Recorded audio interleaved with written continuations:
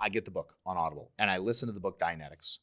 And within like the synopsis chapter, I was like, oh my God, this is what I've been looking for. Wow. Because I was looking for a thing. I've always known that mental, right? I point to the head, but mental is not the brain, right? I've always known that the mind, which is actually a spiritual, right? That's actually a spiritual piece of you. Mm-hmm. The mind is actually spiritual. It's not a physical brain. Mm-hmm. The mind is senior to anything going on in the material world. Mm-hmm. I've always known that. Mm-hmm. It was always real to me. And so I was like, there's got to be some manual for the mind. There's got to be somebody who's figured this thing out. And I would read these books like, I don't want to name them because I'm not a huge fan of them. Yeah. But I would read these books on spirituality and energy and blah, blah, blah, blah, blah.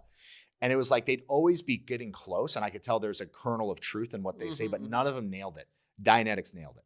I was like, wow, this is a mechanical explanation for how things work. And it explains all of the things that were seemingly unexplainable to me about how people acted, about how I acted, about how my wife acted, about how my parents acted. Mm-hmm. And I was like, oh my God, I actually found the manual to the mind here, which actually doesn't he call Dianetics the manual to the mind? I believe so. In some places. Like that, I remember thinking that and I was like, wow, this is actually it. And so obviously he talks about, the reactive mind and, being clear. I am now clear. Nice. Very happy about that. You too.